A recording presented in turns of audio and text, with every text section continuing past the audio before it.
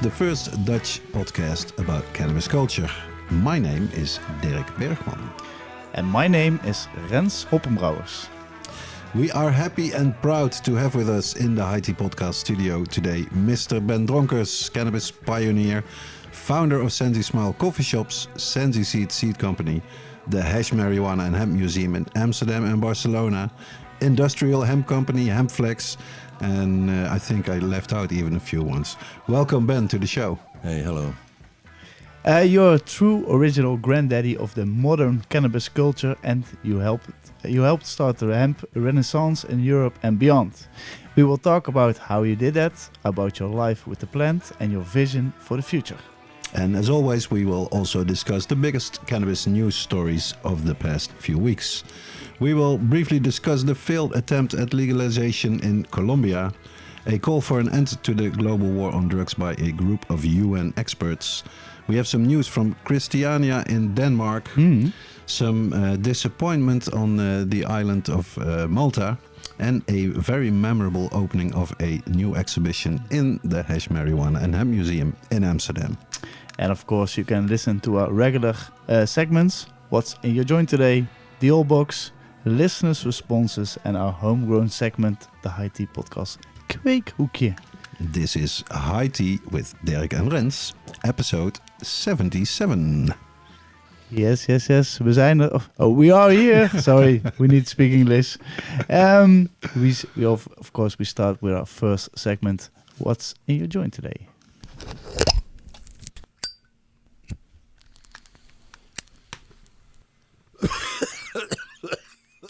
Wat zit er in jouw joint vandaag? And tradition and good manners have it that we start with our guest, Ben. Ben, what's in your joint today? Today I smoke a mix, actually. I put some Northern Lights. I'm lucky to have the original. Okay. Because I find many times that in coffee shops they don't have the original, but what's in the name. And I mix it with some good Moroccan. A friend of mine gave me a very nice piece of super good Moroccan. I'm scared to smoke it now because it makes you really stoned, and I'm stoned already. So I hope we can. So you keep it leaving there? Yeah, I keep for it the right here moment. for the moment because I smoked the joint 20 minutes, 50 minutes ago, and my goodness, good stuff. And is it more like a blonde Moroccan or a dark Moroccan? What kind? A blonde. Okay. Yeah. Would be your favorite of hashies or? Oh, I like hash a lot. When I'm in Holland, I smoke hash, but I live in Malaysia, and there I have only my medical cannabis, but it's from Bedrocan, the original strain from Jack Herrera. Okay, wow. So just the cannabis floss, the famous one of Bedrocan. Yes, and I like it. It is, to me, it's very good stuff. And I smoke sometimes, here and there, the American kinds, not the same. But that is, it's like wine. You like this and I like that, and somebody drink beer and somebody else drink whiskey, whatever. So it's a matter of taste also, I think. And do you still mix with tobacco or you smoke pure? I still mix with tobacco. That's the stupidest thing we all did in Holland, and we give it on also to the past, no? Yeah, of course. The kids now also do it. A lot of kids can smoke tobacco with weed. So, but the Americans, they don't do that. No? Yeah. Did you ever try to quit it? Yeah, I tried a couple of times, and too hard. It was 3 months, not so long ago, and then I meet a guy, I said, I quit smoking, and he said, I quit already 12 years. And I'm still longing for it. Really? I think, fuck, So I started to smoke again because I really had a problem stopping smoking. And now, I don't know, I can try again, Yeah. I should try again. I will. I have to also. Well, I can talk about that as well. To be honest, no, I stopped for a while, but The whole year, eh? a full year, more, a year and 2 months or something. But He fell the back. urge to smoke some original hash, some Moroccan hash, was for me. Yeah. Because also I start smoking with that when I was young. My first joints was hash joints, and I really liked it. So it was like the miss to it. But now I try to keep my joints pure and smoke the hash joints. But it's hard. to It's be better, honest. but it's not ideal yet. Yeah. I'm still holding on, like 2 years, but no tobacco. I'm proud of you for sure. But Yeah, really. I still, like alcoholics, also say that they are like recovering alcoholics. I sort of have that same idea. I'm not 100% sure if I will ever, get back to it again. Oh, Derek, No, it's like I'm still waiting for the moment that I find it that I really dislike the taste of tobacco, for instance. And it's not like that. But I certainly hope it's not going to be 12 years like the guy that you my talked to. Yes. But Derek, what are you smoking right now? Yeah, I'm smoking for quite a fashionable strain. A few weeks ago, there was a big party thrown by Tourmaline coffee shop. I think you were abroad, so you couldn't go there. Yeah.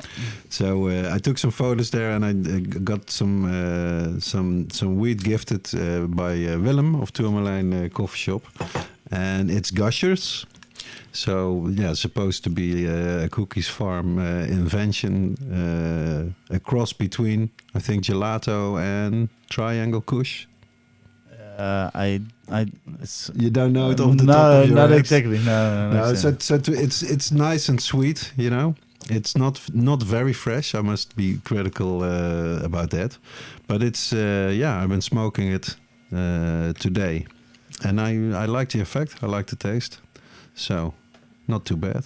What Well, about you, Rens? What's in your joint? talking about Tourmaline, well, I ran a little bit out of hash when I came to here. My So God. I stopped by to the Tourmaline to get some Moroccan hash, Limosa, and it's like a new kind of dry sift what they have there, and it's like the soft. It really tastes also like the flower. Mm-hmm. So really like Mimosa that, terps. and it doesn't make you that super stoned. Okay.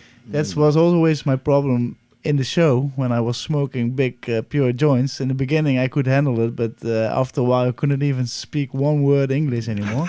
So I hope it will be better this time. So I hope everyone also at home or wherever you are listening to this podcast really roll a nice joint or get your dab station ready. Get your vape filled. And let's Let go. your edible kick in. Let's start with the news.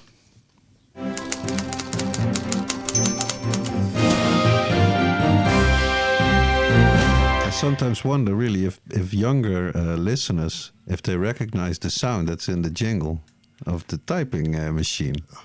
But people our age, we know it. Of But course. will everybody still know it? Yes. If you're like 15? Yes, for sure. Yeah? Yeah, I think so. Okay, then I If don't if worry. if you don't know, please let us know. Let's start with the bad news. The bad news from Colombia, where we were speaking about it the last episode. Yeah. It was like at that moment not sure how it's gonna be. Where they attempt to legalize recreational cannabis, and it failed at the very last moment. What went wrong, Derek? It was something of a cliffhanger. In Colombia, the law says that to legalize recreational weed, you have to change the constitution. And to do that, you need 8 different debates on the subject. So you really have to be careful about it and debate it a lot. So it was in the news when they got up until debate number 7. And then also a lot of international media brought the news, well, they are really one step away now from really legalizing, which would be great. The second one after Uruguay, of course. And then it sort of all went wrong in the 8th debate. And there weren't enough votes in the end. There was a majority of 47 senators that voted in favor of the proposal, and 43 were against. But they need an absolute majority of 54 votes. So you can do the count. They only got like 7 votes short yeah. to have the good result. And yeah, so they are a bit back to square one again. What's interesting, of course, is that Colombia, since 1986, people can grow 20 plants and also carry 20 grams in the street, which is not bad. But yeah, for so long, the weed is there, and still they can never buy it in a shop, and no production except for home growing. So that's a bit of a bummer, and I think I have a reaction here from the guy that made the proposal there, Carlos Lozada. He said, "We are sad but convinced that we gave it our all until the end. We never thought we would get this far. Today we have majorities. We were short 7 votes. We have been in this fight for 4 years, and we shall not falter in our effort to write a new chapter in the fight against drugs." So yeah, it isn't over yet, and we were very close. Too bad for Colombia. Yeah. Let's hope for the best in the future. I was really surprised by this headline last week. The UN experts call for the end to global war on drugs. That's really nice, I was thinking. Yeah, it sounds super, but the impact probably won't be that big. It's a group of experts, mostly like special rapporteurs of the UN, so they're not in the drugs commissions or whatever. They are concerned with human rights. They sort of did the same thing last year as well, also in 2022. But yeah, of course, obviously they are right, and so it's good that they make this call and get some press attention for it. But it's not like You don't see any positive news coming out of it? the UN, you can compare it like to an oil tanker that has to change direction. So it takes a long time and a lot of different campaigns and actions and press releases for them to finally do it. And this is one of those smaller moves. But you shouldn't get the impression from the headline that the UN now thinks that we should stop the war on drugs. We're not that far yet. Okay. Yet. Yet. Over to Denmark and the world famous free state Christiania. Sorry. City and state authorities have reached an agreement to close down Pusha Street. Tell us more, Derek. Yeah, well, it's the sort of headline that you can see every few years. They're going to close down Pusha Street. For people that don't know Christiania, it's indeed it was an old military area that was that some hippies basically moved into in 1971. And famously, there was an article in like a hip underground newspaper in Denmark at the time that sort of said, if you want freedom, take bus 47 or something to the end, and then you will find freedom there. And that was where Christiania was. And ever since the start, people have been using cannabis there and also growing it because it was just, like a free state. And now I think it's the number 3 tourist attraction in all of Denmark. A lot of tourists come there. And the problem with the Pusha Street was like the one small street where people set up the stalls and set up and sold weed and hash where you could just go. And over the years, it's been really taken over by like Hells Angels and other motor gangs, and it's not like it used to be, the people that live there selling the hash and the weed, but it's other people from outside, and that brings violence and brings whatever. So we've seen a lot of these headlines that the police wants to shut it down, the mayor wants to shut it down, the national government wants to close it down, but now it's also that the inhabitants themselves are sort of saying, we cannot handle it anymore. So it's a bit of a continuing story, and I read also a report in a Belgian newspaper, De Morgen, that spoke to some people that live in Christiania for a long time, and they had the conclusion that both the mayor and the people that live there agree on what the real solution will be is, of course, to legalize the cannabis. And then the mayor also wants to do a sort of an experiment, but he says, I can't get the authority from the national government. So that's the kind of running around in circles that we, of course, know all too well. Yeah. So let's see if it's really the end of Pusha Street or not. And if you are in Copenhagen or near there, it's very close to Copenhagen, really on the outskirts of it. It's definitely worth a visit to go there. over to Malta. And the legalization of cannabis in Malta is not going very well. Yeah, it's a bit of an understatement, you know. It's they got a lot of positive news about it, and I came across a column in Malta Today, the newspaper of Malta, and I want to read part from it because I thought it was quite. It's funny and sad at the same time. Remember that time when nearly all European news outlets made history by actually reporting something positive about Malta for a change? Namely that, to quote both the BBC and Euronews, Malta becomes the first EU country to legalize cannabis for personal use. And that was a headline from 15 December 2021. No, of course you don't. How silly of me to ask. After all, that was more than 18 months ago now. And we don't exactly need the BBC or Euronews to inform us that nothing has really changed in any detail whatsoever since the days when cannabis was still fully illegal in this country. So he goes on about this, and he even says, and that's really very sad, that now the police is even more active in going after the cannabis consumers, while there is still no club has opened, and it's pretty terrible. So yeah, I was planning to visit Malta this year, and I don't know if it's going in this direction, whether it'd be worth it, because really at the beginning of this year it looked a lot more positive with the cannabis clubs opening up, but they are nowhere near to that, it seems, if you read this column. Then we go to our last news article, and it's from somebody who's sitting also next to me, so it's cool. A brand new exposition opened in the Hash, Marijuana and Hemp Museum in Amsterdam last week. Yeah, I was there at the opening. It was such it was a fantastic afternoon, I would say. Can you maybe explain a bit about the exhibition itself? It focuses on Japan. Well, I've been in Japan 2 times. The first time it was the hemp, the Kyoto Hemp Forum, and it was amazing. You know, some famous guys from America were there, from France, from many countries, and it was amazing because then I knew some history of Japan and hemp. But actually, I believe that Japan have the most impressive hemp history you can imagine, cannabis history. And, you know, they have all kind of temples. So you have a temple for gold, you have a temple for copper and for silver. But there's also a temple for hemp.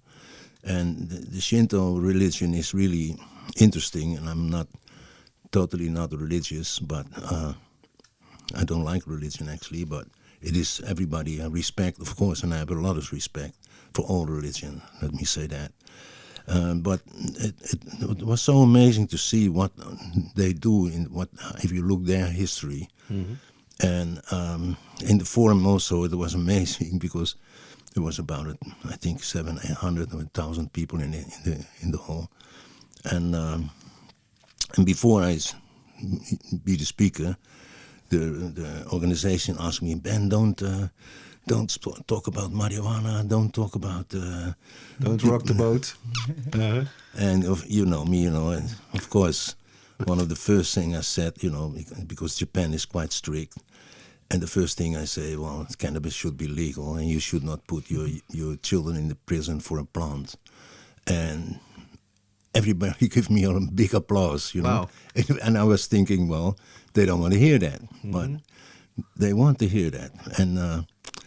And then after that, I think you can find it in YouTube. Miss Abe, the wife from the Prime Minister Abe, the guy he was shot last year or 2 years ago, and this woman was there with the high priest, the Pope, the Shinto Pope. The Shinto Pope, he was there, and the mayor of Kyoto was there. And the mayor said in the first place that he's wearing all hemp clothes, and the high priest the same. And then Miss Abe gave a speech. It was flabbergasting, you know. and exactly what it was, because their history with hemp stopped after the Second World War. So All under American the pressure. American came, and right away everything has to be forbidden. So, and she was really aggressive against it, you know, like, the Americans did this to us, and we should legalize again. Yeah. And so that was amazing, beautiful. For example, you know, when the Kaiser, the emperor dies, they make special clothes for him from hemp. And also when there is a new emperor coming, they make also clothes for him. And that family who do that, the hemp, they have a, not so big, but a couple of, I don't know how many acre. And they do that already 1,000 years, the same family. You know, so, and it is such a, above every temple, like in the museum also, you should go there, you have also this huge rope on the top. Yeah. And that is also a sort of purifier, you know, a sort of... That's what they see. Is like one of the functions also of hemp, that it purifies. You can purify yourself, but also like the environment and the room. And the funny thing is, in Serbia, they have the same kind of thing. And also, what was it in Bologna, the church? And the top of the church is the protector. So it is a spiritual plant. We know that. Yeah. So it was amazing, and the Japanese people also amazing, and they were so happy that we came and that we talked. So I went back for a second round, and it was again amazing. I met such nice guys, and they had a test field. I have to tell you this also. It's sad, and so I shouldn't laugh about it, but I was there with Paul Stanford. You know him. You know, he's an American guy, activist from the first hour, and he always bring a big bag of grass everywhere you go, plus a volcano. So we go to his room, you know, and there's everybody sit there and we smoke, you know, and he wanted to give everybody something, and nobody wants something. They smoke, but they don't want to have it in possession because it's too strict. Too afraid of the police. But anyway, I go to a test field, and the funny thing is, you know, like I'm not religious or spiritual, but I had one of the most crazy experience, because I dream the night before we go to the test fields, and I dream we are in a field with Japanese, and it started to rain very hard, and I took my shirt out, and all the Japanese took the shirt out, and that was in my dream. So the next day we go to this Hokkaido area there. And first we go to a beautiful restaurant that is already 100 years old, with very old people working in it. You come 100 years back. Then we go to sunshine, beautiful weather. We come to the field. I go into the field with the professor there, and a few guys, you know, 5, 6 guys. And, you know, when we came there to start, it was bright and shiny to me, and we in the field, and it started to rain, and it rains like really rain. Cats and dogs. And I took my shirt out, and I said, it's like in my dream, and they took the shirt out, you know. So that was really for me an experience. The guy who do that, this test field there, he's about 35, 36, and I say, you smoke? No smoke. 2 years later, 1.5 years later, I hear the news. He was busted with 20 guys in this cabin where I've been. There, he got a cabin there on the field, near the field. He was busted smoking together, but at least with the professor, he's a very retired guy, and he's very famous because he breed special rice. But you can also grow when it is the soil is salty, brackish you call it. And so he's very famous and honorable. So he managed to go on with the project. But Japan is so amazing. It's And such a paradox to have that so ingrained in the culture and still be so strict. They couldn't take it out. There's no medical use, nothing in Japan. Legal? No, not that I know. No, but they try to work on it. And the crazy thing is, Abe, the prime minister at that time, I was there also with Paul Benheim. He got electional CBD in Australia, and in America. And then we realized that he used already CBD because he had prostate cancer also. So he used CBD. He went out. He was out of the government for a year or 1.5 years. And then he came back as prime minister, and now they shot him. Terrible. So it's Japan, and then the exhibition in Amsterdam, because I met beautiful people there, and some of them sponsor some artifacts, some small things. There was a guy, he made this clay mask from clay, mask, and he really in traditional clothes, on wooden shoes, waiting for me, and he had this clay mask. So, and they're so beautiful. They're all, he make it from hemp. So, and they import hemp fiber, and they call it the golden fiber. You can see it in the museum. It is beautiful stuff. Yeah. And also in most temples, every temple actually, they hang a bell.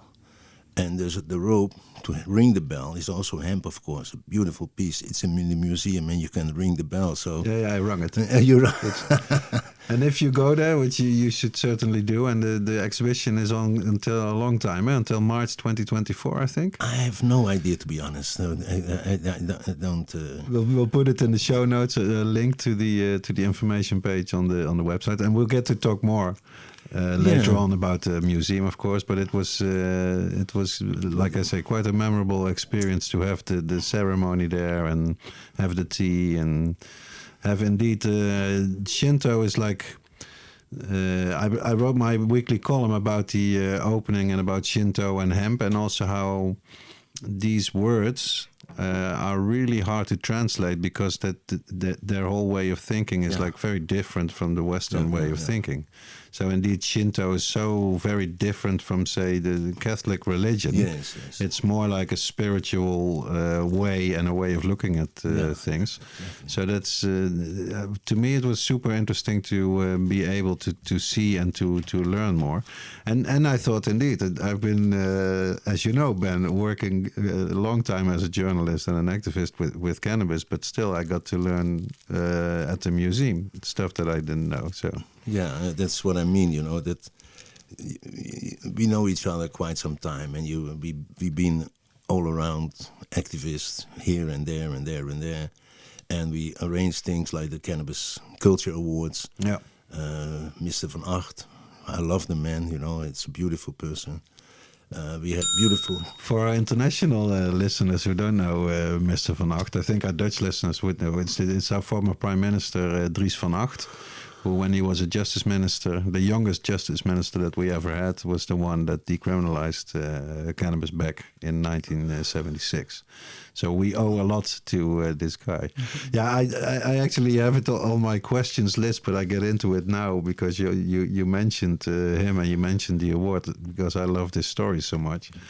How you actually got to start and found these Cannabis Culture Awards, because you met Van Acht on a plane, I think. Yes. Can you tell us the story? Well, I was on the plane. I fly from Bangkok, and I had a normal ticket, and they upgrade me. I had a business class ticket, and they upgrade me to first class. And there I sit next to Dries. So that was, and we talked for hours. And beautiful person, I was demonstrating against him. Yeah. Because he put the cruise missiles, the nuclear cruise missiles in Holland, and we demonstrate against it. True. He's known as quite a right wing. Yeah, that's 55 years ago. Politician back in the day. Yeah. Yeah, but then we learned to know him. And this Christian party, the Christian Democrats, they kick him out in a way, because he was he was against what happened in Israel and Palestine. So he was, he came up for the Palestinian people, and I also do that because it doesn't matter what, racist and all the shit, that has nothing to do with it, but apartheid. Is apartheid. If you kill people and you treat them like how they do, then any people with a heart should be against it. Like it was in South Africa, we were against it. But anyway, that is van acht, and the other thing what we know together, also for this exhibition now, we always invite all the journalists. We give press releases, and did you see ever one? The museum exists now 30-something years, right? Since 1985, eh? So it's amazing. Yeah. So in all these years, there was only one time in a newspaper a little mention of us. Never there was any journalist coming in. I had a radio interview once or twice in there, and for the rest, nothing. No television, no. We have a museum there that nearly, not now, but before COVID, 90,000 visitors. Uh-huh. Well, without subsidy. Yeah. And then you have what's the name of the museum again? The Allard Pierson in Amsterdam. Yes, the Allard Pierson. They got 2 million subsidies, and they don't even have 60,000 visitors. Yeah, and you know what? It's amazing. I want to tell your listeners, the Dutch people hardly come to the museum. And it is your fucking culture. It is your history. But people don't know. I remember Alan, my son, he went to the Scheepvaart Museum, the shipyard museum, how you call that?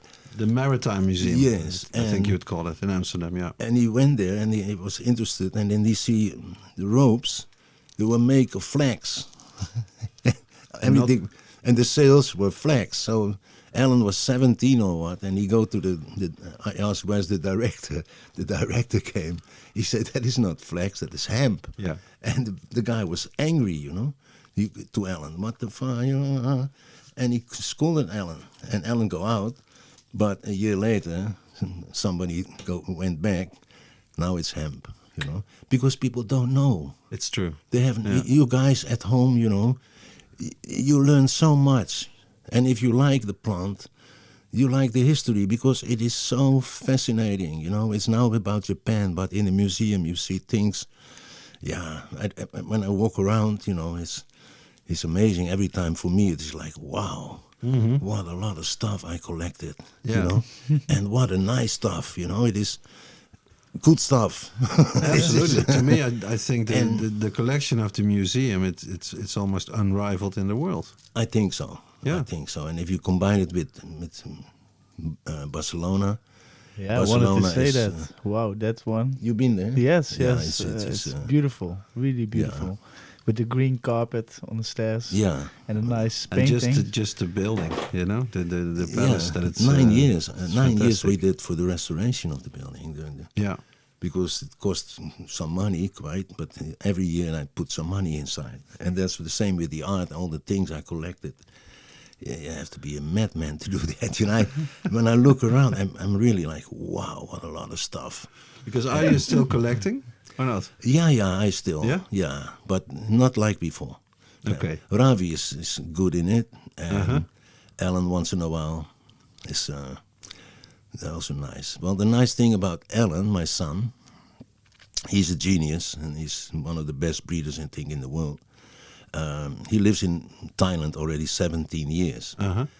And for the last 5-6 years or something, he's doing lecture and giving advice at 3 universities in Thailand about cannabis. So, and he's an advisor from the government. And I was there. He got his honorable doctorate. You call it something like that, right? And it was amazing because there's 2,000 students getting their diplomas. And there was 5 professors there, and Alan, one of them, getting his doctorate. And we were the only white people in there, because there's not many people getting that in Thailand. But Wow. he do it for free. He don't want money, Alan he never care.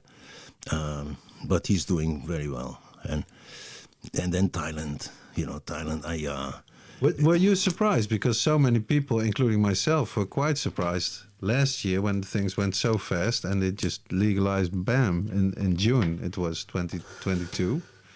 Did it come to a surprise for you, or?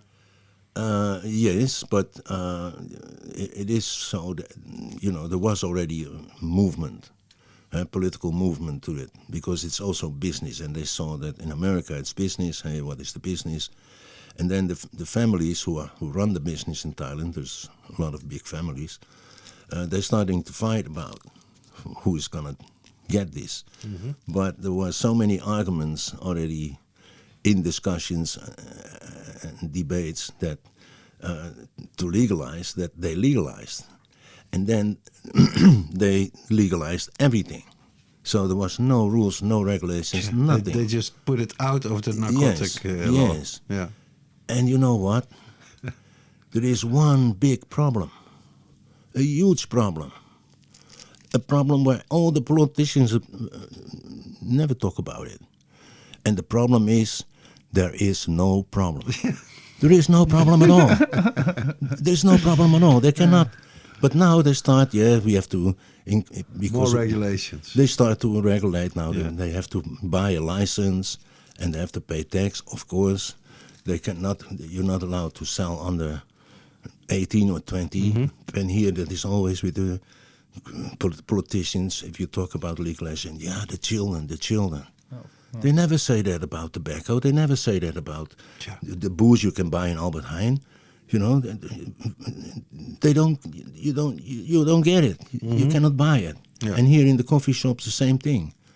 But now here in the coffee shop, they have to check nearly everybody for your passport. And if they make also later on more regulations like that for no foreigners and stuff, it's crazy. Yeah. And there is no reason. Amsterdam is getting out of their minds, And I'm sure it's not Femke Halsema alone who do this. No, I don't think so. She's too liberal for it, but we don't understand. But then again, I think if she wanted to, she could sort of stop these ideas. Although we must say, of course, the tourist ban, that's off the table, of course. It's now only the smoking ban. Smoking ban. We're not allowed... in front of the Marihuana Museum, you're not allowed to smoke anymore. But you walk 10 meters ahead and you can. Yeah, because then you're outside of the banning area. Although I can tell our listeners that we indeed did smoke some weed on the steps right in front of the museum with the opening. Yes, me too. It was actually my oldest son who I took with me. That when I passed him the joint, he said, "Dad, should I do it very discreet?" And I sort of looked at him going, what do you mean? And he said, remember, it's now forbidden. But can you see any logic in it? No, not at all. It's all politics. It's all politics. It's not this group that is causing the nuisance, The problem really has nothing to do with coffee shops or prostitutes. Nothing. With so many hotel rooms that it has more than doubled in a few years. And the cheap flights, all this. And being like a mass tourist destination, this is where the problem comes from. So most of it's symbolic. And to me, I would say, it's better to have a smoking ban in a small area than to have a tourist ban for the coffee shops in the whole city. And who knows that they might...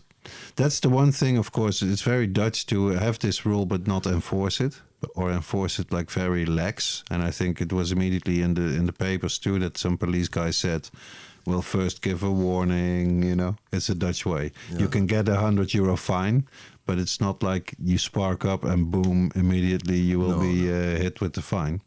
But it was... But maybe you remember, I don't know how many years ago, 10, 15 years ago, the VVV, the tourist organization in Holland, did a research in all the countries what tourists like from Amsterdam. And of course, you got the Van Gogh Museum, the Rijksmuseum. But number one was the coffee shops. Yeah.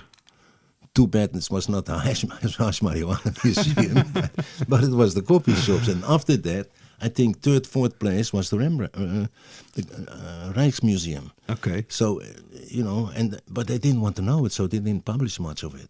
Yeah. I saw it, I think from Fromberg, the guy from the... Oh, yeah, I remember him. Yeah. Yeah, they should be happy, and I think if we look back on this period, they will see what the hell they were doing now. It really makes no sense. Now they also do something what I really they closed the gracht. So if you walk in the Oude Doelenstraat and you want to go to the museum, 7 o'clock in nighttime they put a fence there. So you know Really? There's a one-way street now. Wow. So you have to go on the other side from the museum to see the prostitutes, and then go around, and then you come to us, and that is so stupid. Yeah. But they want to regulate the stream because it is It's busy, huh? very busy. Yeah. But now, 70% sure, 80% walks around and they're not passing the museum anymore. So it is for the museum not so nice. Yeah. And then there's another thing. What is really happening, guys? I have to warn you. There are 2 tourist traps, cannabis museums. I think one in the Dam and the Damstraat. But it is really, Not worth your entrance fee, no. maybe. Well, I must say I haven't visited the one. Me Because neither. I no, had sort of me, this. me too, but I hear that this they give hunch. some information, but it's all posters or whatever, Yeah. text and photos. So it's easy to make a museum if you want that. But Yeah. my museum is a museum. Go to the original. It's a real museum. That is what it is. Yeah, With it's a true. history never told. Yeah. Let's we- dive deeper in. We slide it into the interview already like that. Oh, I'm sorry. No, But I like that. I yeah, like that a lot. It's perfect. We always like to ask our guests at the show how their youth was and how Yeah, we go they to the roots. first meeting with the herb. Yeah. How you say that? Well, I grew up. My mother had a fish and chips shop, candy shop, and she had a small cafe, and she had a small grocery store. Uh-huh. And my father was a stiefbeen en zo, steptoe son. Uh-huh. How do you call that? A seller of everything. A seller of everything on the market, and Yeah. every second hand. But And this was in Rotterdam, eh? in Rotterdam. Yeah. And he collected also paper and boxes. So I remember many big garbage cans. He'd lift me in to get the paper out. So I'm really coming from the garbage, but the lowest of the lowest, but the best learning school I had because my father was a beautiful man, and my mother also. So the business wise, I learned that from my mother mostly, but also from my father on the market. For example, we have their mattress. He sold an old mattress, you cannot imagine now, it's not allowed, of course. And he had a mirror, and then the whole day we had fun because if somebody asked how much the mattress, he said, 10 gulden, only one person die in it. And then somebody asked for the mirror, €5. Only 2 people look into it. So he had a lot of humor and passion and empathy because if somebody no money, you give it for free or for very cheap. And my mother the same. So Was it like a big family? Do you have a lot of brothers and sisters? We were with 8 together. Okay. So And you were the younger one, the older one, in the middle? I had older stepbrother and sister, 5, and then me came as the first from my father. Okay. And then one sister and one brother. But that's where I come from. And what else you ask me again? Your first meeting with the joint. with weed. You remember that? Yeah, I remember that. It was the guy named Jack. And It's there was always a- Jack, eh? No, it really was his name. And he was Moluccan, Indonesian Moluccan, a nice guy. And there was another guy, what I don't remember the name of. And we used to go to a place called Anna on the Northern Island. And that was a nice bar, small place and no money. So you could buy one cola and then stay the whole night. And then we walk over the bridge. And then this one guy, he said, I got some hashish. Oh, what hashish? What is it? I've never heard of it. And then he rolled a joint, and we sit in the middle of the branch. You can sit there, and we sit there and smoke the first joint. They got stoned, and I think, I don't feel nothing. What are you talking about? It didn't do much. So the classic first experience, nothing and happening. Nothing happened. First time, yeah. I came back and we tried again, and then you get it, and then it's amazing. So that was the first time, and I was not yet 17. It's not yet, just 17, not yet. Oh, a beautiful age to have your first time meeting with a joint. Yeah. Yeah, but it's quite late, but in those days there was not so much. Not many people smoked that time. Yeah. You decided to go on a merchant ship, work on the ships. Yeah. Being from Rotterdam. Yes, because my brothers, 3 of my brothers did that. Uh-huh. So, what was it like? Oh, it was amazing. It was amazing. But you wouldn't know it, but I can be quite lazy. So on the ship I was also, but I have to take care of 11 cabins from this crew. Drinkers, so every day there was one of the cabins was totally messed up, and I have to work like shit, man, from 5 o'clock in the morning to 8 o'clock in the night, every day. Wow. So it was not nice. And then the boatsman, he was a terrible guy. He kicked me and slapped me, and one time he kicked me again, and I kicked him back, and he fell down the step. He was drunk. So, and he say, you got the bala. But I don't know what is that, what is the bala? Maybe you want to kick my ass, But when we came back in Rotterdam, I was fired. Okay. But it was a nice trip. It opened the eyes of the whole world. Yeah? Where did you go, sort of? We went to the east coast of America. Okay. So through the Panama Canal up. And then, it was amazing. Yeah, it must be very impressive. And it was if you travel like that. And it was a half passenger ship, so it was amazing. Yeah. But that was fun. Yeah. Did you have any idea of like, this is how I want to make a living, this is what I want to do around that age? No, I fell in love in Canada. What was the place? Forgot the name of the harbor there. But there was a mission house there from Christians, and they came to bring people to the church, and we have nothing to do and no money, very little, and so we go, and there was a beautiful girl, and I was totally in love, man, and she was in love with me. We were in love, right? So, oh my goodness, so I was angered to go back, but I was fired, so. And then I met another girl here, lucky, Yeah. Otherwise, I would have been in Canada now. I think after that came Ben's fashion. Or was there a lot in between? Not too long after Hold that. on, no.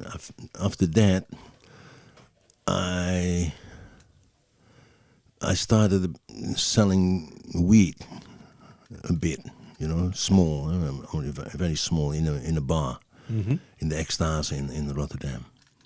And it was fun. And it was already a bit, how you can say, they arrest me many times, you know the story, right? They arrest me so many times. And I've been in jail maybe, I don't know anymore, 15 times, but never long. So the longest was 6 weeks or what. But what I want to say, that the hassling was fun, I work as a waiter, and in the meantime I sell matchboxes of grass. So one matchbox full of grass. And I have a lot of black guys coming with me, buying from me, because and I bought the weed from another Suriname guy. In the Katendrecht, the red light district of Rotterdam. And it was so funny because I go into the bar and he sell me 100 gram or what, And then he said, yeah, you come back tonight, because I have many customers.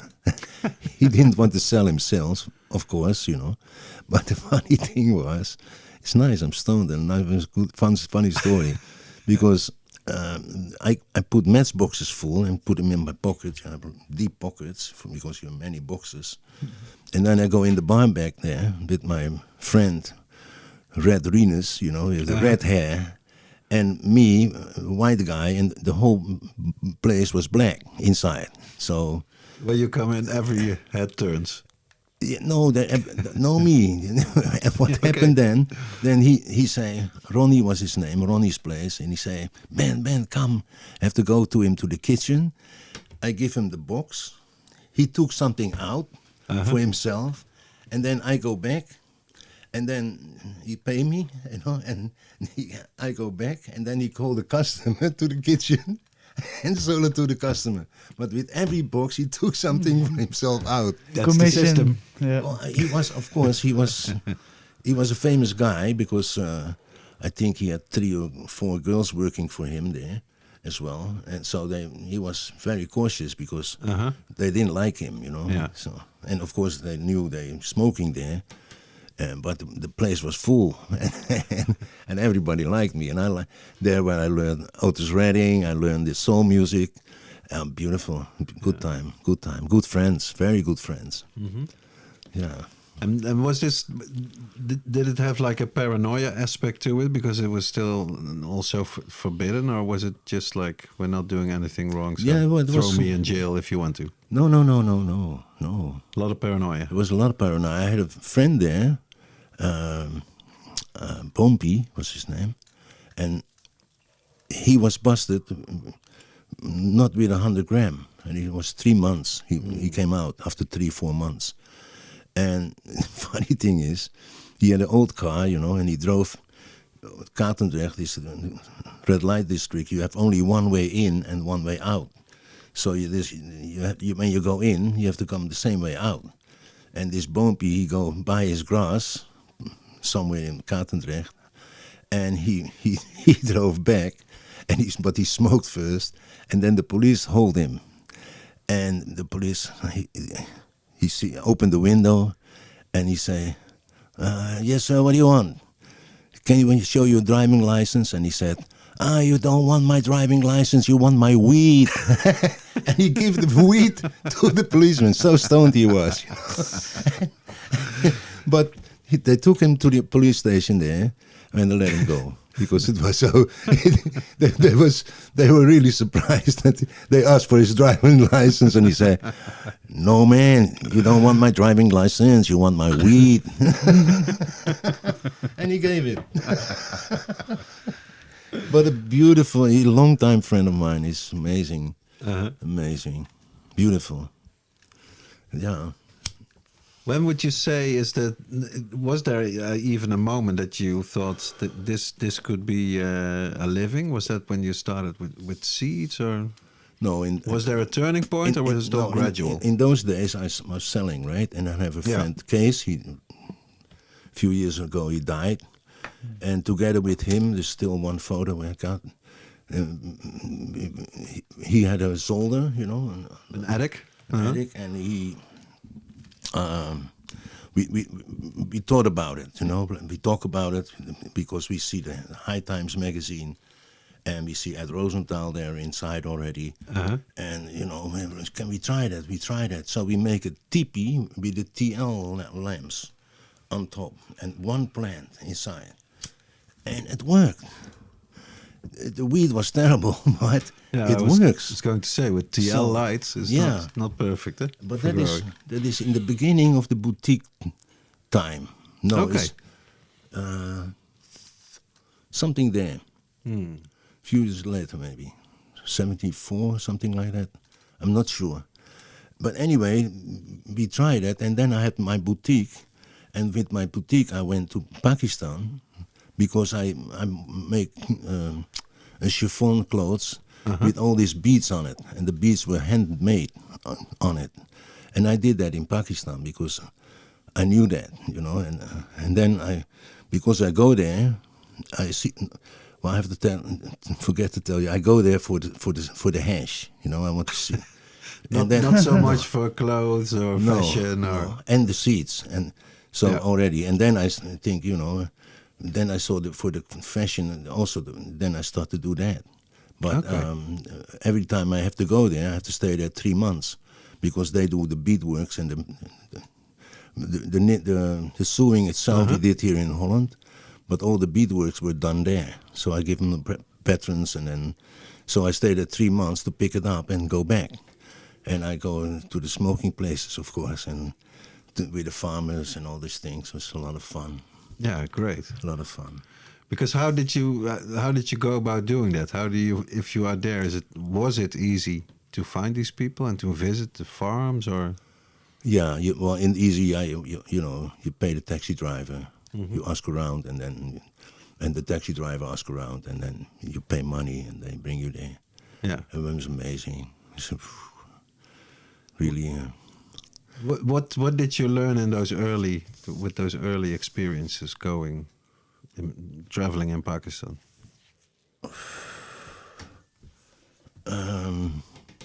Well, like I said, in the first place, I came there for hash, and to see if can bring any hash from Pakistan. Well, that I didn't do. It was the control everywhere is too much. So even for a small piece, you have to be very careful. And then for seeds was no problem. But so the hash didn't go through. But you could only smoke it there. And then I had the seeds, and then I came back with case. Let's try this. And then the real good Afghan came out, and that was amazing stuff. We still have it. Shiva Shanti is the name. Okay, it's one of the very early original ones. Yeah, and it's nice grass, really nice. So and from one come to the other. When right away I said, why don't we try to find a greenhouse? And of course we only rent, no? Yeah. So we go look around greenhouses, and empty one we go there, and damaged one. And can we rent here? And okay. And we met a young farmer's son. And I said to him, well, we want to grow some herb here, yeah, okay. Yeah, we can make make good money. Really good money. Okay. So we go there, and we put the plants there. And then they were very small, and we have maybe 15 or 16, not many.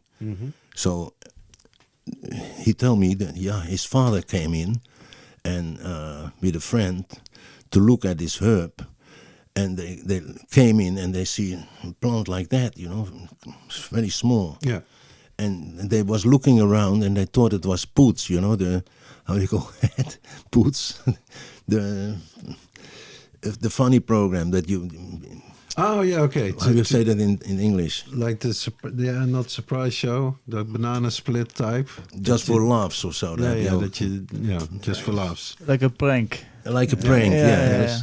And they thought it was a prank, and there were television people recording them to look around because they couldn't believe that I pay money to do that. But of course, later on, they nearly came to the roof. Yeah, they came a bit early. Yeah. So, but that was fun, and I've been busted also in a greenhouse, and then, like I said, I've been many times jail, and then I always try to be my own lawyer in a way, I want to know, so I studied the opium law very well. Professor Hulsman, the guy, a criminoloog from Erasmus Universiteit, he wrote a book already about it. And you have the Commissie Baan, where Dries van Acht also were taught. They didn't want marijuana in the penal law. In the penal law, no. And that's I knew that. And then one day I see and there's a very interesting part. I see there's the whole shit is forbidden, right? The whole plant is forbidden except the seeds. Yeah, it was in the law. They excluded in the law. Yeah. So when I came out jail one more time, and I stayed there maybe 1 or 2 weeks, then I go to a big lawyer in Den Haag, De Wolf was his name, and he was specialized in plant. And I saw that in a small magazine I read, that they have this plant expert lawyer. So I go to him. He charged me a lot of money, 6,000 gulden. That was a lot that time. But why not? If it's a guaranteed If it is, sort of, if it works. So 2 weeks later, he called me or whatever. I forgot. I go there, and he say, yeah, according to me, you can grow for seeds, but because otherwise, how can seeds be exempted? You know? Yeah. So I go to a small greenhouse in Poeldijk. Mm-hmm. Ellen go to the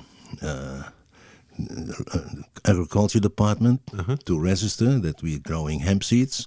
And I go to the police station and I said, well, before you're getting any news here, we're growing hemp seeds. They're laughing, you know. Hemp seeds. They came by and drink coffee with us, look at the plants. Because it was legal. Yeah. So for about 10 years, nearly 10 years, I was totally the only one legal growing. When was this in the time? Do you remember the year when you started? Yeah, I'm very bad with years, man. I'm sort of the my same. Goodness. But it must be like late 70s, early 80s, I'd say. I don't know. I'm stoned now also, man. Good stuff. Very good Moroccan. Yes. But you could do it. Yeah, there was this exemption in the law, and you could grow without that was police bothering you, basically. 78 or what? I'm not sure. I'm And not sure. That was the born of Sensi Seeds. Not yet. Not yet. Oh, No, not yet. we grow seeds. Yeah. Let them check it, but they didn't. Nobody can. Yeah. So, yeah. Well, anyway, what I did do is I tried to keep it legal, everything. That I realized then, you know, that if you hustle a bit, you sell some hashish or weed, you know. You hustle a bit. But now I see, hey, this is a real company. This can be real. So, and I did everything real, you know, the tax, the whole thing, everything. Every time I go for a license, we still have a license. Yeah. And that's important. And then you cannot grow grass, you know. Too bad. No, too bad. But it's only for seeds. Yeah. no, but we have so many people working now. The responsibility is high, so we have to be very strict for the people who work there. Yeah. But also for myself, of course. I'd say at what time sort of you started meeting people like Ed Rosenthal and Jack Herrer, because I think they also played quite a big role in how the company developed, and also with starting the museum in '85. Well, when I opened the seed shop, I was the first seed shop. This didn't exist anywhere. Yeah. Not that I know. In Amsterdam, eh? No, in Rotterdam? in Amsterdam. Yeah, in Amsterdam. In Amsterdam. And then I knew Ed already, because he knew also that that time at the coffee shop thing, you know, he came there. He wanted to meet me, so that was nice. And he wrote a small article about me. And then I started the seed shop, and next door there was an empty place.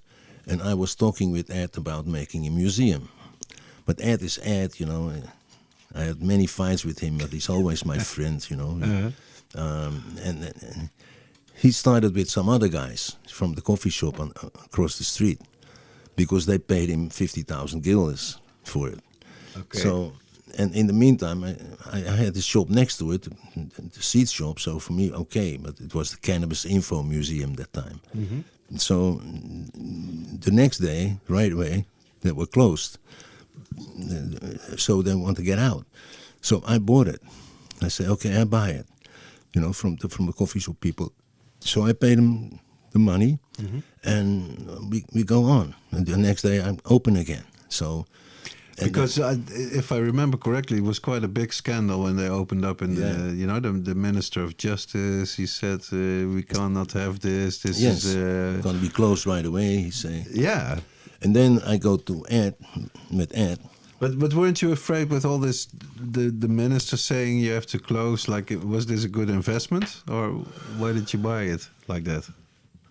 Because in the first place, it was an idea with Ed and me together. Yeah. And I had some things we can show. He got some things. So it was started really Mickey Mouse. It was very small. But what I it is impossible to close a museum. The last museum that was closed was during the war, the Jewish Historical Museum. The Nazis closed that down. So I used that also in front of the court, because I have to go to court with Ed.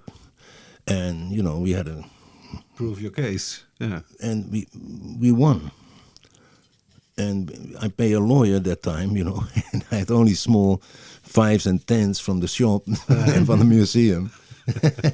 So I paid a lawyer with all 5s and 10s, and he wanted to have the money before the court started. Wow. But he became a friend also, really. Because of course you were right, Yeah, and imagine that if you cannot have a museum where you show the history of cannabis. Yes. If the government could really ban that would be bad news. Yeah. So this was 85 that the museum opened, and I think also 85 the Sensi Seed started as a Sensi Seed bank. I'm not sure, we were a bit earlier with the seed bank, but okay, it's nearly could be nearly the same, maybe probably in the same year or what. From my perception, I would say that it was like the start of the golden years of cannabis in the Netherlands, with the growing coming up like that, maybe until middle 90s, end of the 90s. Would you have the same impression? Like anything was only growing? Well, what I'm proud of is that a lot of the staff from those days make their own seed company. Tony Sagamata, I always mix up with Simon or Hank. Serious Seeds. One of them. Yeah, Simon. Work with me, and many. And Mark Emery, he started after he met me and he see what we were doing. Many. Yeah. So, but it was fun. Iron Greenhouse. Alan teach him how to grow. Even because they're growing, and so that the whole day they sit with Alan, in the shop there. And it was fun. Yeah. Nice. It was a good time. And then I like to make a little bit, how you call that? Rebel? Yes, a little bit. So that is also the thing with the museum, And also the Cannabis Culture Awards, I wish we could go on with it, but it is not easy. Not easy. Like you said before, it's very frustrating if you see that bigger media, like mainstream media, they hardly cover it, if at all. Yeah. Whereas like almost any small grower that is busted and the police give out a press release, they put that in the paper. Yeah. Oh yeah, but I had them a few times. Yeah. That's why, I was always an activist, so I go to meetings where there was some drug policy spoken or what. Yeah. So one time I go with Alan to Den Haag, because you had there a group from the Christians, drugs against cities. Drugs against Christians. Can you know nice cities. Okay, And the cities, what they did, they go to a city and they convince the people there never to discuss cannabis and drugs. We don't talk about it. And they had already a few cities, so we read about it in the paper, and so we go there. And you can right away see it was a scheme. They're taking money from people. It's donations. So there was a Freule, I don't know. Like a baroness type. Yes, next to me, old lady, very sweet lady. And then you can say something, and Papa, legalize, why do you put young people in jail? And this lady really, to me, no, you talk like a priest, I said, well, then you have to listen to me, because I think they do here collecting money. Yeah. Don't do that. And if you see the faces, it is Jacobs and Van Ness, it's comedians. It's really, you can see right away that it's not Christian. Scam. It's a scam. Yeah. And so then It's terrible. Yeah, it's terrible. So but it was also the Christian Democrat group, that many times we invite. Yeah. And they come. I was invited in television and in radio, and they didn't like me. One time I was in Spijkers met Koppen, the story, and I sit there with the Minister of Health or something, Korthals, not Korthals, Altus, Korthals. Korthals, he was Justice Minister back in the day. Yeah, I remember. And I sit there with Spijkerman and Murders, Felix Murders on stage, but I had a joint, and the minister, I was talking, and then the minister, and why you want to have it illegal? And he say for the sucking, but they suck people to the coffee shops. They suck people to the drugs, something like. But on the same moment he said that, I took a big zip from my joint. So everybody started to laugh, and of course he didn't like, because it wasn't radio, If you say something, you try to be serious, and everybody started laughing, so they hated me, They really, and then they never invite me, Alan, Guillaume. There's quite some footage, I think, somewhere. We did quite a lot, but always we were the crazy people, of course. That's. How long can that go on? You would ask yourself. In these times. Yeah. How frustrating is it after all these years? Because knowing you a bit, and me myself too, you would have thought that by now legalization would have been more widespread than it is. How do you? Are you optimistic about it? About legalization? Yeah. Oh yeah, it will come. Yeah, but I thought that's what I said 15 years also. Yeah. It probably comes soon, but with hemp the same, it's man. Yeah, because when we talk about hemp, we have to, of course, talk about Hempflax too. Is this story true? Because I like that story a lot, that you, before you started Hempflax, you would always tell, if you did speak to journalists, tell them about all the beneficial aspects of hemp. And that one day one of these journalists asked you the question, well, if this is all true, Mr. Dronkers, why don't you have a hemp company? Yeah. Is that true? Yeah, it's not just, I'm not sure it was a journalist, but it was a regular thing that came to me. When the museum people say, but if that is true, not only the journalists, but other people also. But I mentioned it to the journalist, I guess. Okay. And it's true, yeah. So then you thought, well, then I have to try it. Well, because they're right. Jack Harrow was already years a friend of mine, and he is a hemp activist. Chris Conrad, the writer in America. They did a lot of nice things. Mickey Norris, they did Shredded Lives. They showed that people go in jail for 10, 20 years for not a pound or a few ounces, a lot. So, yeah. And you know what?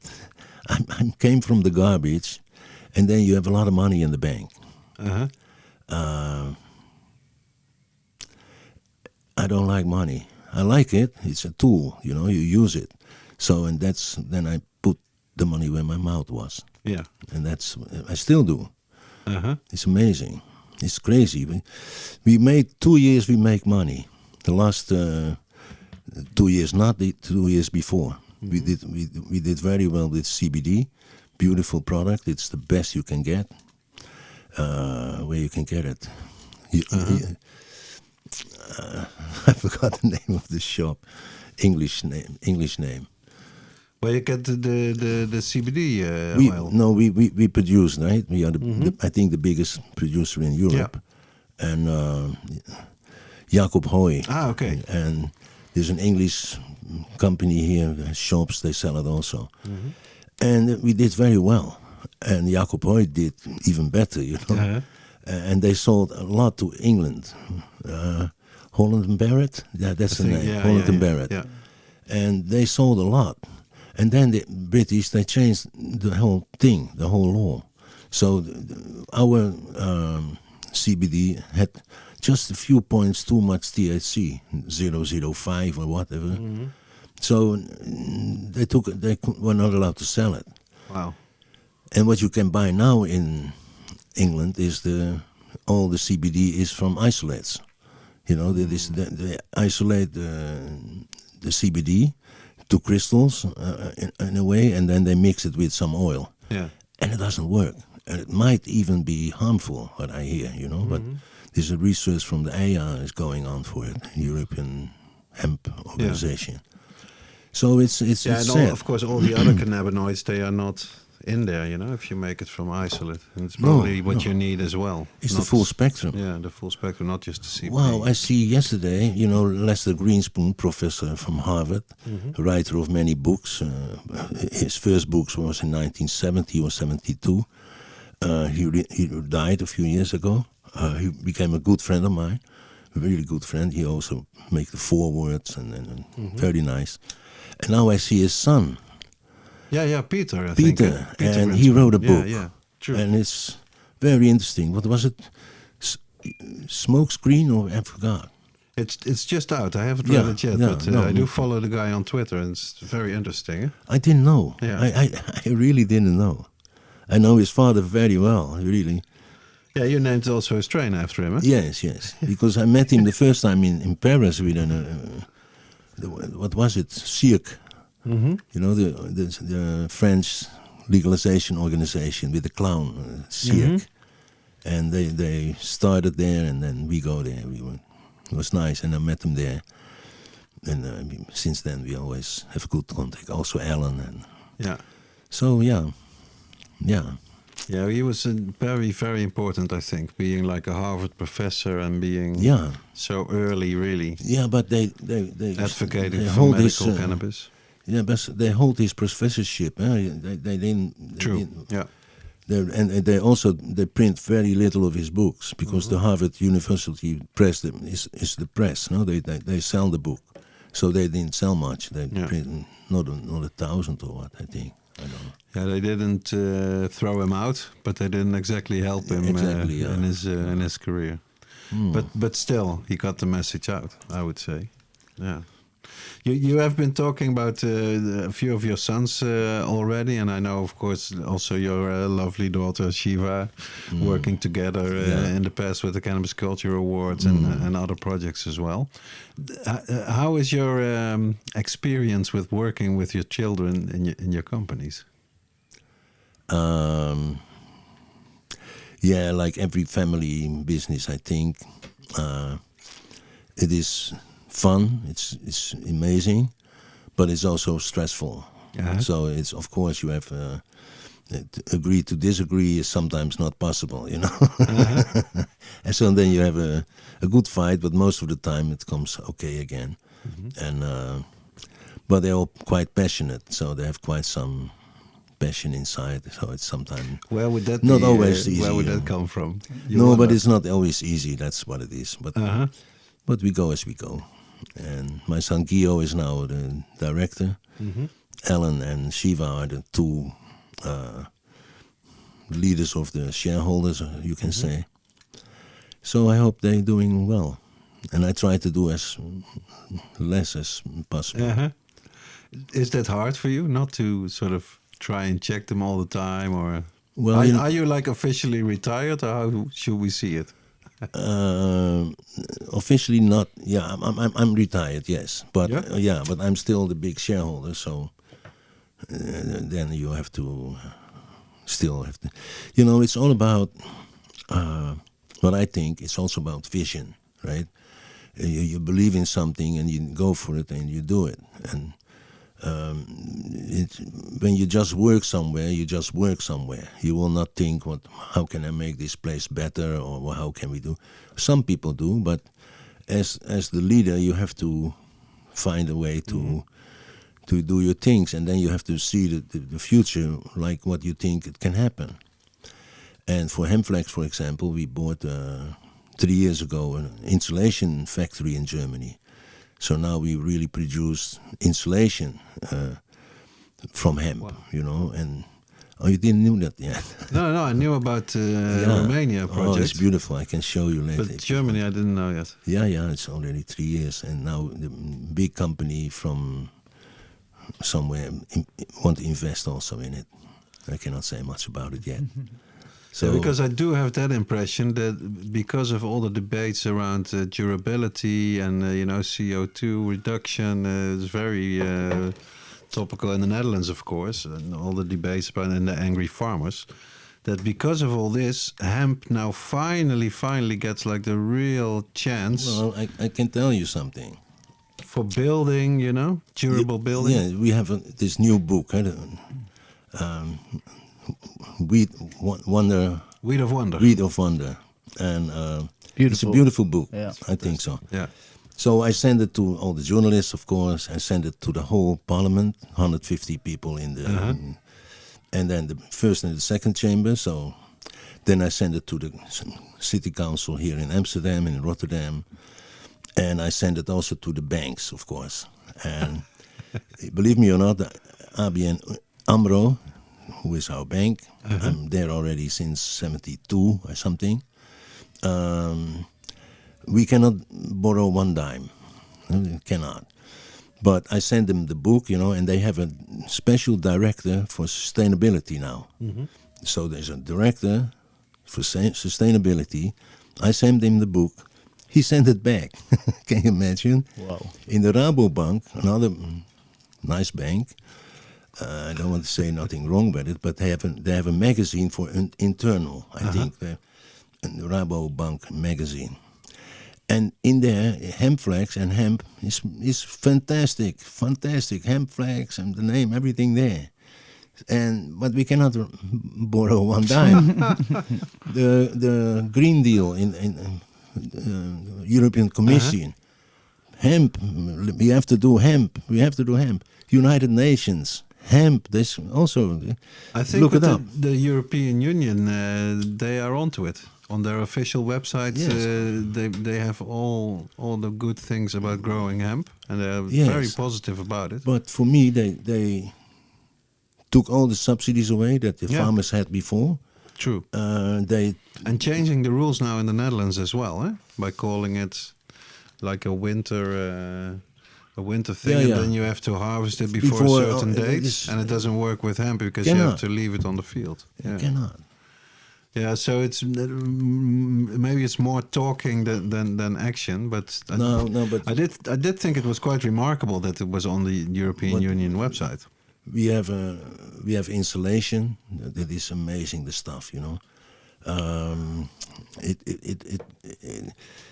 it cools your house if it is hot, and it keeps your house warm when it's cold, and it is amazing. Especially for heat, it works even better than for cold. But it all is concerning the rules and regulations, what it's supposed to do. And that's amazing.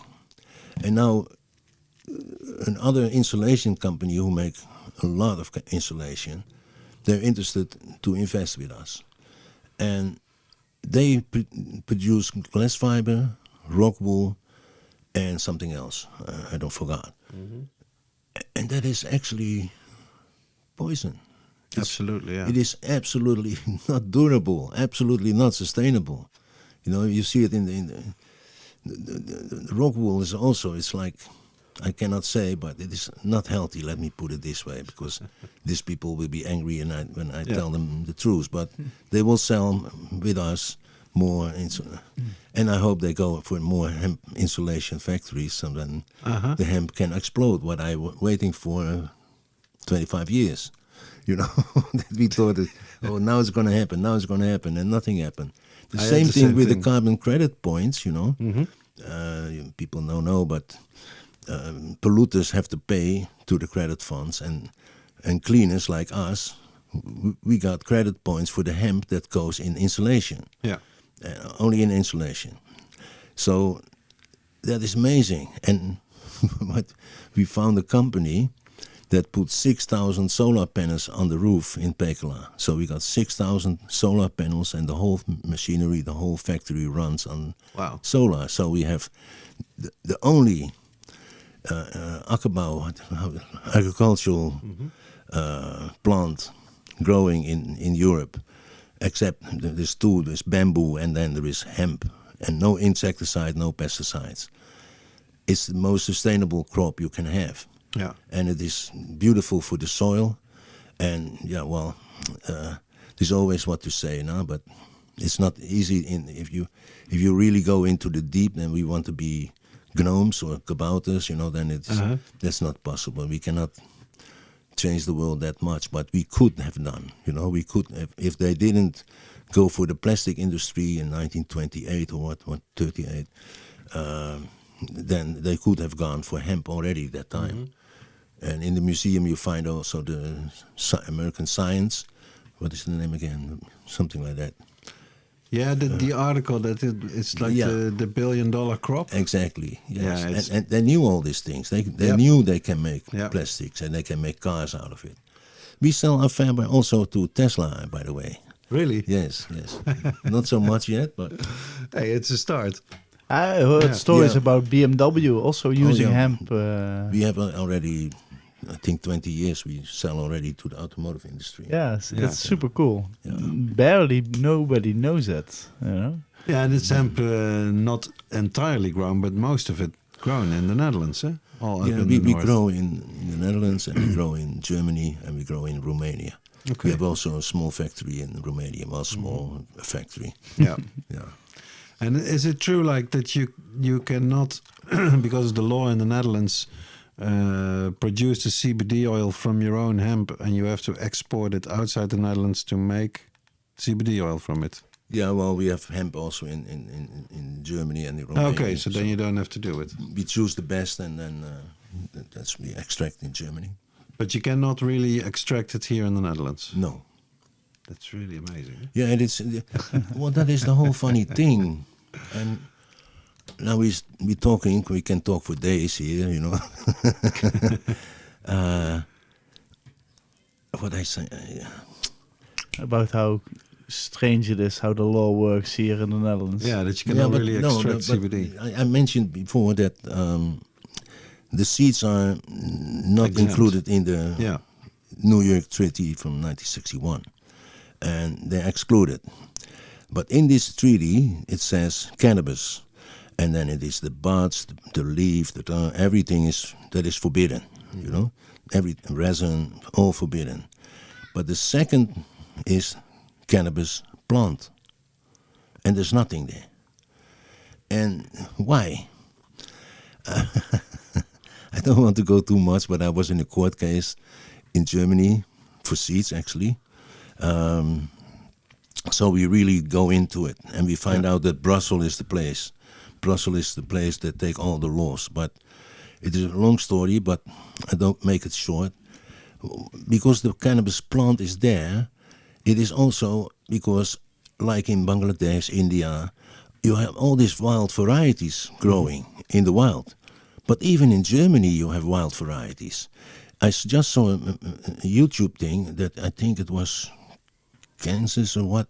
There is one state that's full of wild hemp. Yeah, true. So that is the cannabis plant.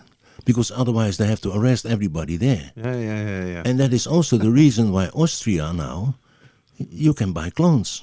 True. Because it's an ornamental plant.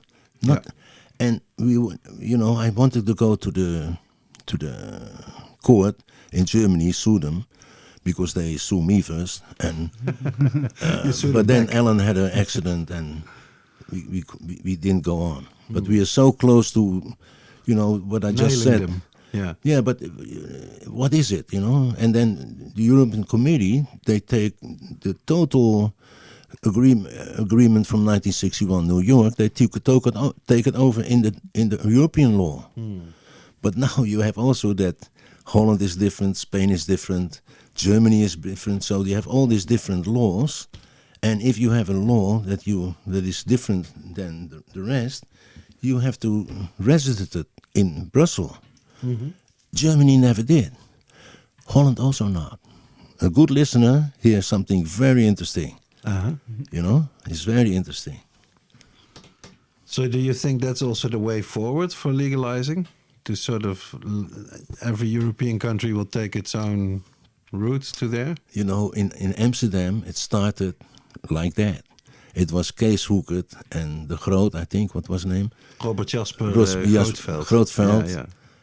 Who sold hemp plants for 1 Little guilder. clones. Yeah. Little clones for 1 guilder. It was On the totally boat, right? Yes. I seen And the totally picture. legal. Yeah. It was totally legal. Yeah, because they were opposite the police station. And they say it's hemp, Yeah. right? But that has nothing to do with it, you know, because the plant itself should not be forbidden. But in Austria, you can buy clones everywhere. True. And you grow it in your garden, but you're not allowed to take the bud, no? Yeah. You're not allowed. They say And that is the only exact- the use of it is what makes it legal or illegal. And indeed, if you use it for decoration or for whatever, just as long as you don't smoke it, Exactly. you're legal. And that is Which is sort of But consistent. that is in the international treaty from '61 already. Although nobody want to read it because they leave it blank. So there is cannabis is blah, blah, blah, blah, blah, forbidden, and except the seeds, and then cannabis, The plant nothing. itself. Yeah, Yeah. and there's nothing. So they leave it blank, and so everybody can do what they want with it. And Austria figured it out, and they're doing it, and yeah. What to say? I have that idea a long time when I started Hempflax. I thought maybe I can sell hemp here with the flower people, you know, the hemp branches. Yeah. Would be nice. But it didn't work out. No. I remember I give the Nieuwe Revue seeds. Remember that? I do remember that. And I put, what was it, 5 seeds on every packet, on every magazine. And Albertijn refused to sell it. I demonstrated against that in Amsterdam. I do remember it because it was such a stupid modern censorship thing. No, but it was so nice to do, you know. How did you came up with that idea? A guy from the review that called me for an interview, and then I mentioned it. Why don't you Put some seeds on it? Yeah, And they, good idea. They thought it was big news, huh? Absolutely. It was big news. Yeah. But they didn't sell many magazines that time. I remember I did buy 2 copies of it because I Yeah? thought this was great. You still have it? Yeah, for sure. Wow. Because like before that, High Life magazine did it, but okay, that was more like controlled circulation, smaller magazine. Whereas New Review, especially back then, was still a very big circulation, a very quite influential sort of weekly magazine. And it was a great stunt, yeah. But High Life was there already? High Life, they had it before. Yeah. I didn't know. And I also have these, and I remember that Joop once told me that they had to all individually put the bags of seeds on there with a little piece of string, you know, and then make a little hole in the cover of the magazine, and just every single one had to do them themselves. But that's fun. Really do-it-yourself sort of hardcore mentality. That's also activism. I No, think. but you also Absolutely. saw, the year later, you saw everywhere wild plants. Everywhere. Yeah? Many places, yeah. And it was early girl, wasn't it? Like an early, I don't remember that. an early flowering I don't remember. variety. Yeah, it's fantastic. I'd forgotten about that, but indeed. Yeah, we did a lot of funny things. It made You've quite a been stir. quite many. You follow us quite some time, right? Yeah, over the years. Yeah. Yeah, well, speaking of which, but one of my really fond memories is visiting the Cannabis Castle together with these crazy Americans during the high time You were Cannabis also Cups. there. Yeah, I did it once. Wow. And I'll never forget it because Great, huh? we didn't even mention the thing. Of course, we cannot put your whole life into one episode, but this is, I think, is a very interesting subject. The Cannabis Castle. Yeah. That was originally, it was Neville's place, Yeah. I think, Neville Schoenmaker. Yeah.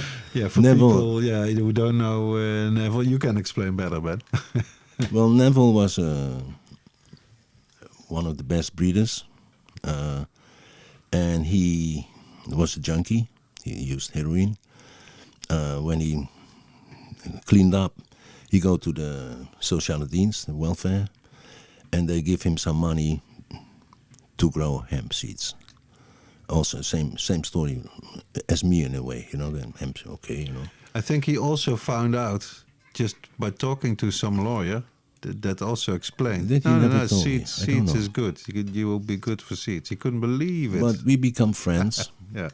And I had my seed shop in Amsterdam. And what he did, he only sent to America. Yeah. And I didn't do that. It's too risky. Then he got busted in Australia. They want to deliver him to America because in America there was a guy who had all the list who sent all the seeds to customers because he sent bulk, and the guy in America make bags and send it to the customers, and he got arrested, and a lot of people get busted then, a lot. Green Merchant was the name. I think. Operation Green Merchant. Yes, and that was Neville actually. So he was in Australia for nearly a year. First he stayed 8 months or 9 months in jail. Shit. And I wanted to help him. I go there. But no, I have to tell you first what happened before. Because he had a wife and expecting a child or what. But they froze all his money. So he didn't have a dime. So of course I helped him, but before he left, because he was married, he said he wanted to stay in Australia if I want to buy his house and his business. And I was interested, but I didn't have enough money, what he asked. And I asked him, can I ask you, I pay in 2 years the rest, And no, okay. He was a hard guy, he was, but we did, he sold my seeds and I sold his seeds. And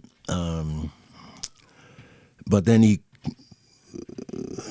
want to sell the house again. So he sent his wife to sell the house, and the people who work there, you have to help him, and you can have it for the price what you offered. I say, well, I offered this price and the rest later. And okay, so I give the wife right away some money that she can go back to Australia and can buy food again because everything was frozen. Wow. So I bought the place. I bought the whole thing from him. And a year later he came out. He came back to Holland. And then he worked with me. He bought a small house because Ellen lived there already. Mm-hmm. And then he worked with Ellen together. And together they did very well. Very well. Alan probably had a few lessons and picked up a few for sure. Yes, tricks. but vice versa. Because Alan is also a super brains. He's crazy from him sometimes. If you talk to him, if you have him in the podcast, Yeah, we need to have him as well, I think. But then you have to do that through Skype, and he can talk more than me, Well, we'll see. We'll definitely try to get him on. He will be here every once in a while, I'd say. Well, he was recently here. Okay. But why don't you put him on Skype? Can also or not? Yeah, we can, but we really prefer to be on the same table and get stoned together like that. Yeah, that's also nice. We did it 2 times already, but it was not. I didn't have the connection. It was like on a phone call instead of like looking in each other's eyes. But ever since June last year, we've been also discussing and fantasizing traveling to Thailand anyway. Yeah. Well, that's an idea. We'll go over there. We can do a few podcasts there. Yeah, that would be I'd amazing. say so. Yeah. Let's dream about that.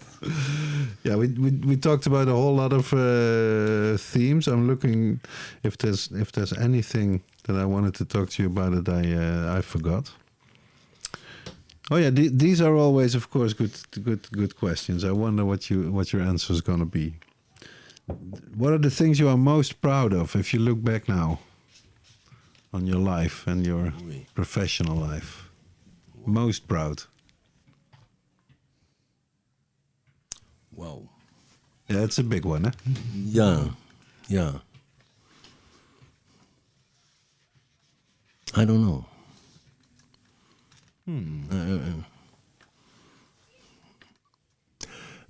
The total thing, the whole packet. It's the whole packet. There's not one thing that really sticks out that you think this is... We got Sensi Seeds in the first place.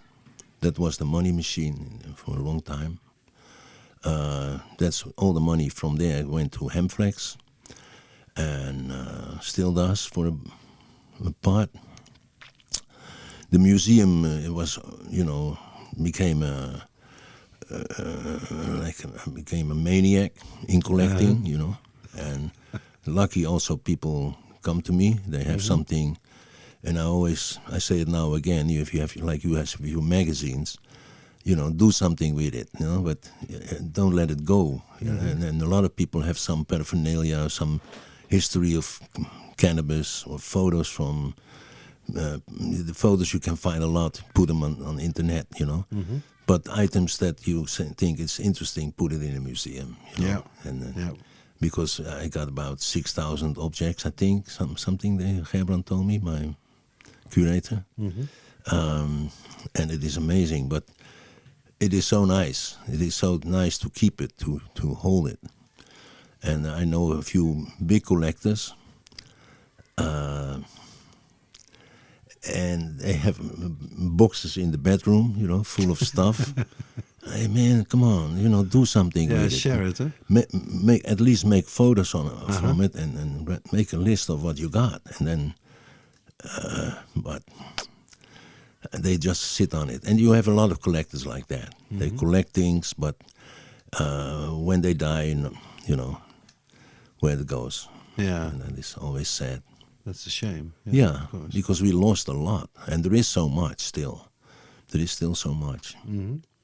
So at home, if you got something, drop it by. Yeah, not for the hemp, when we say it, not to get it, but to show it. Yeah, and and make it accessible, of course. Yeah, sometimes people give me something, and it's not in the museum now, but maybe later on. But it is a collection that is. I hope going to be there a long, long time. Yeah, because it's amazing, don't you think? Absolutely. Yeah. So go, guys. Yeah. Especially in Holland, you go. Yeah, and that's what's so stupid, of course, that you get visitors from all over the world, and then the people that actually live in the country for who it's very easy to visit a museum. It was made in the first place. It was in the first place made for. Just for Dutch people, for Dutch people. With Dutch smokers, we thought they come, but it's in Barcelona the same. The Barcelona kids, they don't have money, and they're happy they can buy a smoke, and then they don't go to the museum. Yeah. So we give already half price, and I say already to some social clubs, send your people, and but it's maybe also a good option for the Dutch people. If you ever go to Barcelona, visit also the museum. Oh, for sure. Oh, yes. And If for the only Spanish just for the people, building. if you go to Amsterdam, visit also Yeah. the museum in Amsterdam. Because I think one of your favorite pieces in your collection is that one fantastic painting, the old master, really of people smoking hemp and getting high. That was, of course, always in a museum in Amsterdam, but now I think it's still in Barcelona. It's David Teniers the Younger. Exactly. And that's a quite expensive painting. And then you think, where did I do the museum with? But I did that also from my pension company. So I learned from a guy from the Partij van de Arbeid, Melk, at that time.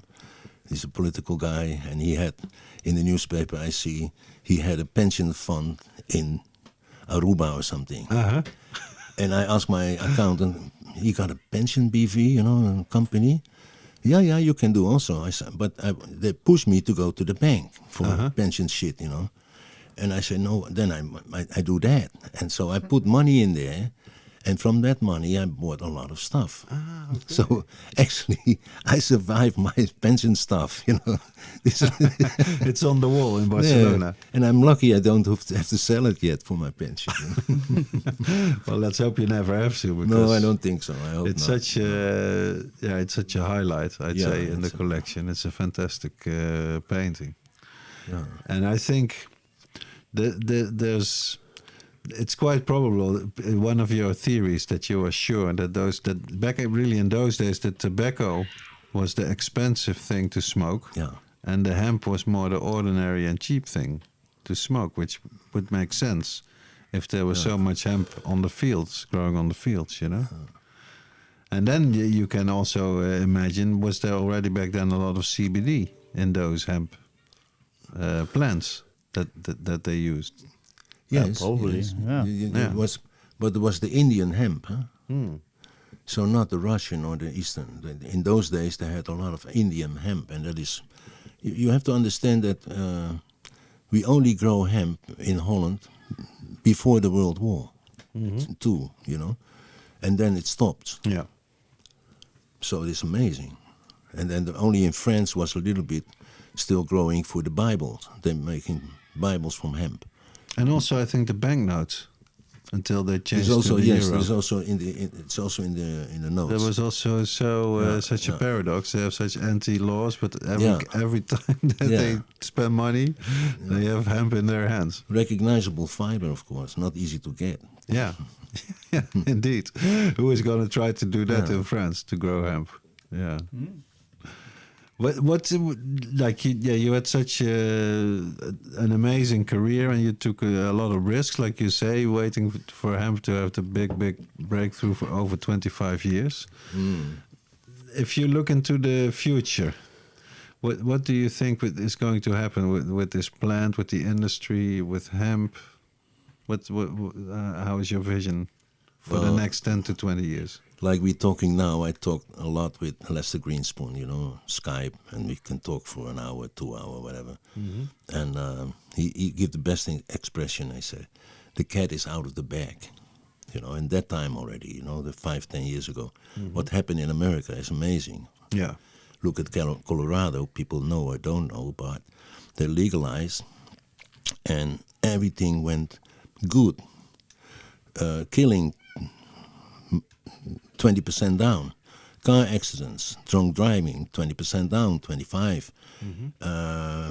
Fighting, all kind of stuff. Even youth use, I think, you know, under 18, underage use even went down after legalization. Yeah, because it's harder to get for kids because there's fewer dealers. Yeah. Yeah, amazing results. And it brought in a lot of tax. What they spent in schools and hospitals, what I hear. Yeah. So that's great. And that's, if they do that in Thailand the same, nice. But, you know, we cannot, and I started, you know, in all these companies what I got now, we got more than 150 people working. It's crazy. But Romania, Germany, Holland, you know, it's crazy. So it's quite a responsibility, but we don't have, for Hempflax, for example, it is industrial. And if you come with us, you see it's industrial, right? But it is still very small, very small. We can do 5,000 hectares maybe, but that's not much. So if you want to do really, the government, that's really serious, the government from here, from Holland, they came to the factory talking if we can do 50,000 houses with insulation. Well, how, you know? Yeah. You don't have the acreage for it. We don't have enough with this one small factory. We don't have enough. I don't know how the cubes what they produce now, but it's not. It's again a huge factory, same as maybe bigger than Pekela, something big. And we bought it from, it's interesting, we bought it from Rittersport, you know, the chocolate. Ah, okay. And this guy, it was already before that, it was already from Mrs. Hawk, and she tried already with hemp, but she make flax insulation. And she sold it, and she always lost money also an activist. And then the guy from Rittersport, he got a lot of jute, because they import a lot of cacao from South America. So he don't know what to do with the jute, so that they make jute insulation. Okay. And it worked very bad. So the machine was, the guy lost 2 million a year. Wow. And so he sold it to us for very cheap, very kind. Yeah, you get lucky sometimes. Yes, no, that's true also. God loved me very much. You know? No, really, hallelujah. For people that are listening, and I know there are quite a few they want to work in the cannabis industry. They're dreaming of it maybe, or thinking of changing their career to going into this industry, or the hemp industry indeed. What would be your advice to these people to be successful or to break into this industry if they would not want to? In which one? Both. Say the cannabis industry, like you do both, basically. I don't know. It's. I would say don't. No, really. In the sense, do what you do. In your garden for yourself. Don't invest money in it because it's.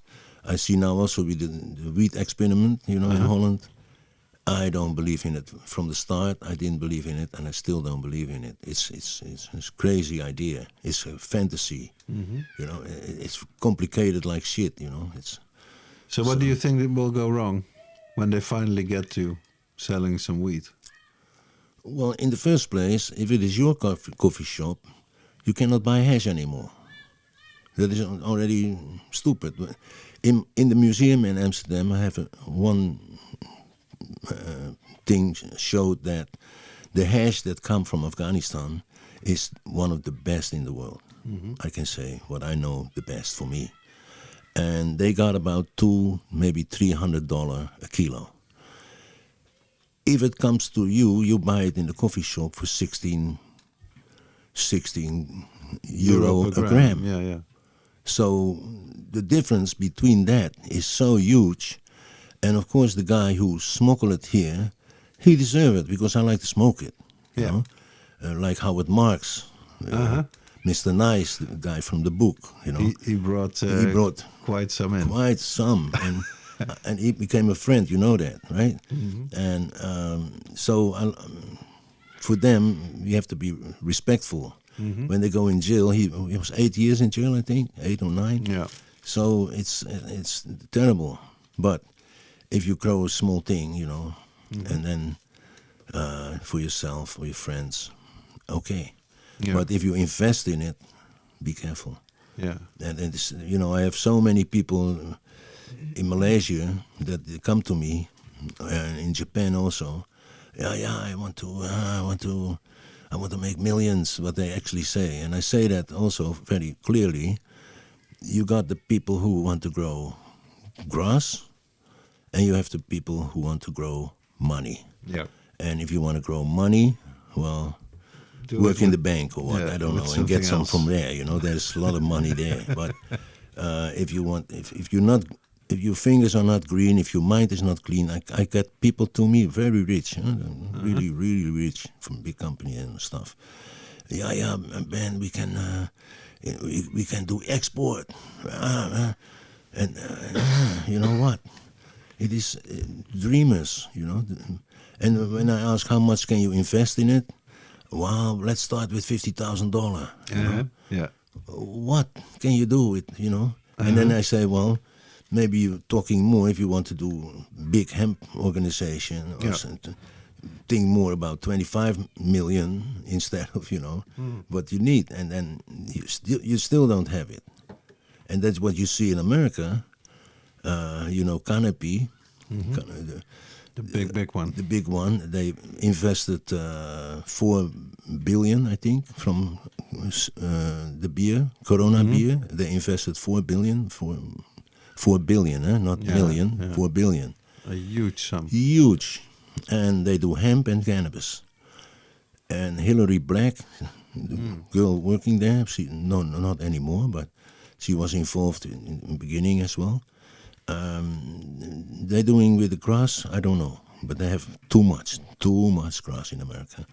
With the hemp, they started hemp, and they called Mark, my manager from Hempflax. They needed seeds, so we got them for them. So they bought 30 tons of seeds, but they were late, so they have to go by plane instead of by ship. So it was already bloody expensive, no? Yeah. 30 tons of. Then they have the seeds, 3 weeks later they call and, actually we need a harvest machine, We had a second-hand one, so we sold them, and it was just on time there. But then they find out the hemp doesn't grow. The land is too dry, and here and there you see something coming up. But they bought 50,000 acres, 25,000 something hectare. Wow. Crazy, and so they lose 600 millions in a few months, and then if you look at it, the stock prices are also went down like shit. Yeah, the bubble has sort of burst. Yeah, on and that now in front. Amsterdam you can buy a lot of American grass. Yeah, You know that, right? Yeah. There's a lot. and not just in Amsterdam, in Barcelona and London as well. Okay. Well, my last question is also about the future. Do you have any future projects in the pipeline or things that you can talk to us about that will be out there on the horizon? Now, like I said, what I always also with the Cannabis Culture Awards, I want to attract the public, the people who really need to know, they should know, and they don't, right? And you see that all the time. So you want recognition. I was waiting for recognition, like, hey man, what you do with hemp there is amazing. What I did with Sensi Seed, I think is amazing, because what I used to say, maybe you remember, Sensi Seeds bombard the world with seeds, Yep. No bombs, seeds. Seeds for peace, and we need a lot of peace now, so we grow it and you know it. So that is the thing, and then you have the museum, we have so much to say there, we have so much that you see that the history was all hemp, and all the lights were hemp. 80% of people's lights was hemp oil. The food was hemp, the clothes were hemp, the whole history was hemp, and the future, there can be a big hemp industry again be coming there. And that's why even we with Hempflax, we are quite small. So if we want to do really, really the thing to do in the future, to be very industrial, Sensi Seed don't make that kind of money anymore. And the museum is, the museum is Amsterdam and Barcelona together. And even together, we still lose money. And that's why also I had to stop a lot of sponsoring. We did a lot of sponsoring. I don't know if we sponsor you once in a while. Absolutely, yeah. But I think hardly any serious activist cannabis organization in Europe or in the world that hasn't received some money from Sensi Seeds over the years. We did a lot, yeah. But now it's I difficult. do remember Mark Emery also telling me that back in the day that he said the idea of making money with seeds and then putting a lot of that money back into activism, he said, I thought that was just genius. And when I met Ben the same night, I thought, this is what I'm going to do in Canada. And it is, of course, it is fantastic. Well, that's what I mean. Sensi Seed did a lot, and the museum did a lot with all the activists And still, people inspired by it, and that is, I like it, And sometimes people say, oh, but now your competition, this or that. Eat and let eat, and let's change the world together. We have to do it, all of us. Yeah. And I think we're on the way. But on the other hand, politically, it's still a mess, And I called them in an interview in Berlin I did for the Marihuana television in Spain. And I said, the criminals, who are the criminals, is not a grower or a smoker or even a dealer, The real criminals are the politicians who still keep it forbidden. That is what I see as real. It is a crime against humanity to me. Because this plant is a medicine, it is clothes, it is all these beautiful things that we talk about it, but Jack used to shout out, but now we're doing it, and then it is, and Jack always talked about 50,000 products. No, there is more than 25,000 products in the moment, I read, so. Yep, we're on the way. We're on the way. Yeah, so for sure. You guys go to the museum, buy Sensi Seeds, and buy Hempflax. You have cat litter, horse bedding, and the CBD is the best. I think the best CBD we make. Yeah. Jacob Hoy. That's the one. Very nice. All right. We have an extra question for you later on because we asked the listeners that they have a question for you. But we go to our old school classic segment, the old box.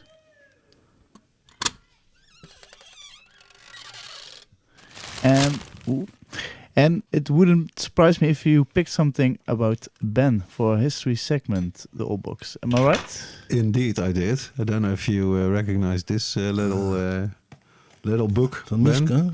It's a green book. It's actually a French book that was published in 1993. Ah, Jean-Pierre. Miska. Entitled Première Journée Internationale du Cannabis. So the first International Day of Cannabis. And on the front it has a quite subtle Picasso-style drawing of a peace dove carrying a cannabis leaf in its beak. And the list of people who contributed to this day held in Paris on June 18, 1993. So almost to the day, 30 years ago, today or this month. And the list of people that contributed is printed on the back and has some familiar names. With, of course, Miska, you already mentioned her, the grande dame of cannabis in France. But also Jack Herer and Robert Randall. He was the first patient in modern American history to get cannabis from the U.S. government for medical use for his glaucoma. And longtime activist and author Chris Conrad. And as you might expect, Ben is also on the list. The text in the book that's there, it's 4 pages long, is written by Ben and Alan together. And it's simply called Cultuur Néerlandaise, or Dutch culture. And I translated the last paragraph into English so that the first page. that everybody Look at this. can heed these words. I haven't seen it. Super. Yeah, that's funny. It has the leaflet of Sensi Seed Bank glued on the back of the cover because you probably sponsored the publishing of the book. So the last paragraph translated into English goes like this. History has shown that the Netherlands has always been a refuge for people persecuted because of their beliefs, their political convictions, or their philosophy. The most fundamental aspect of Dutch society is its multicultural character. The rights of our minorities are rooted in our constitution and in our system of laws. Hemp consumers are one such minority. They have a connection with a plant that took root in Dutch soil and Dutch culture centuries ago. They have a relationship with hemp, a cultivated plant which historically has been of great use and which for the future offers potential in many fields. Mooi. Yeah, it's a great text, Ja, eh? mooi. Ja. From 30 years ago. Ja. You could still print it Ja. it today. Ja. Beautiful. Yeah. Very nice.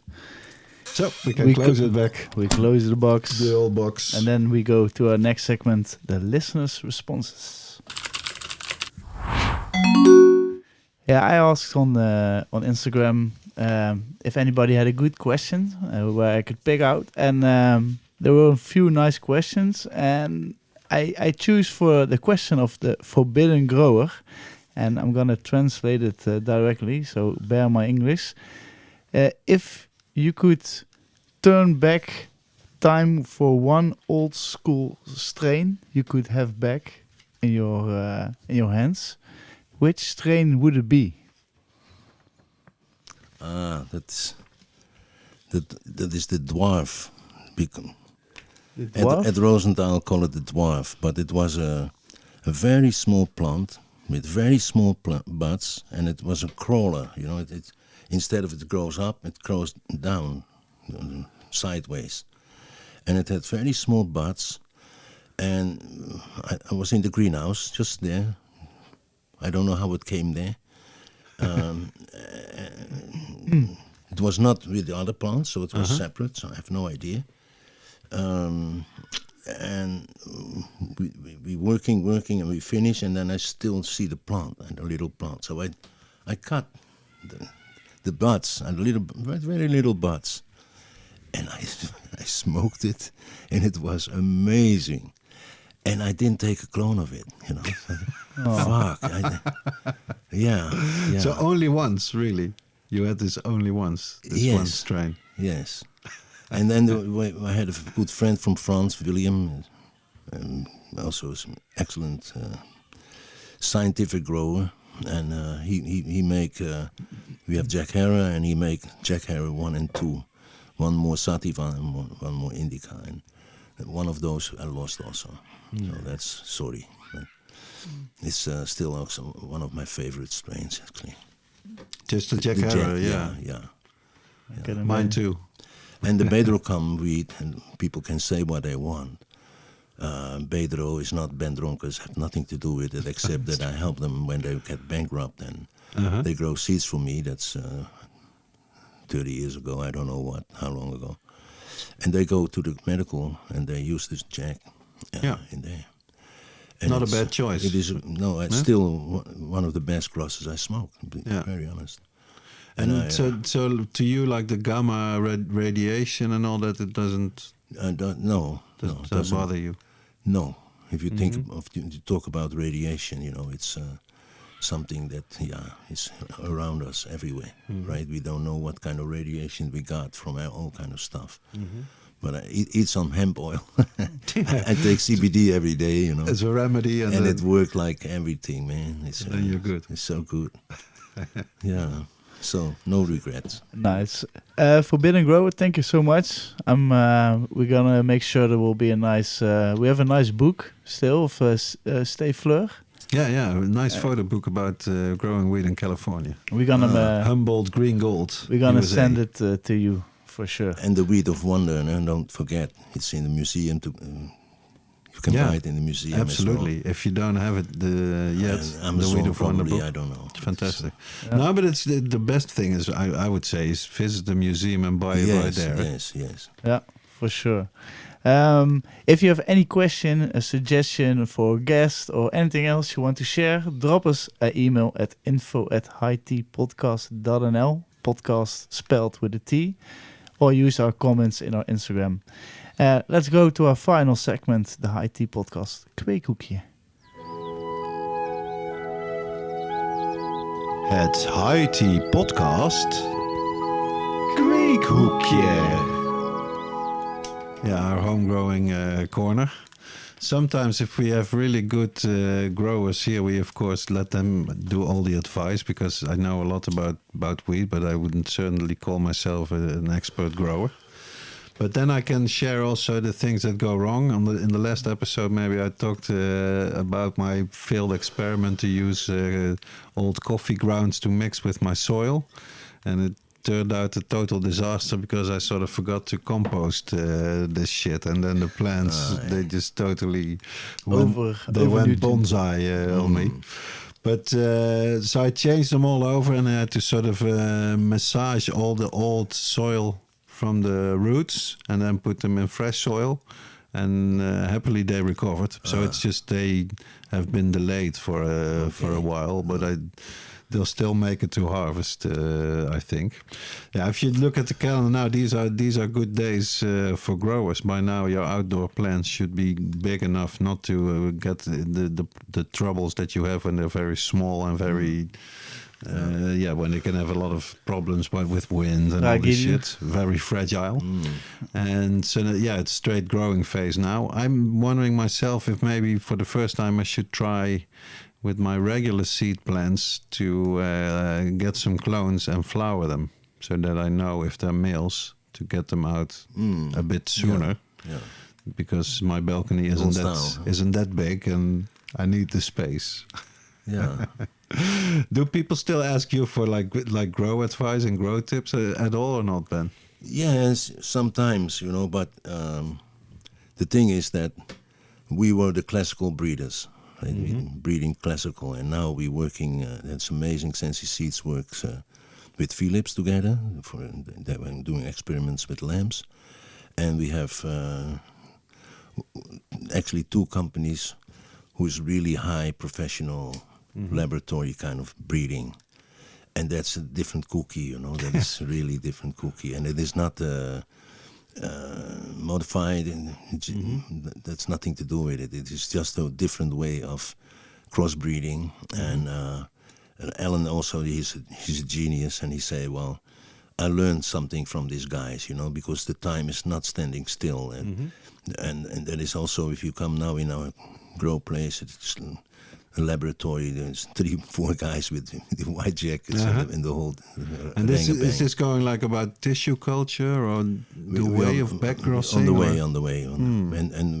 But then we outsource it. There's a huge company who would like to work with the huge implants and all kind of worldwide, and they see what's happening in the world, so they want to, with our genes, they want to work on that field of tissue cloning and then sell it to the wheat experiment, Germany people, whatever, and we see what happens.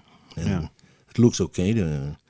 We're working together with these people, and it's amazing. So it's exciting times. It's especially now for Ravi, my other son, and and for the whole team, of course. Yeah. Because you get every time we have every few years we have a push in new development, and as long as we can pay it, we can do it, and we do it, and that's a good thing.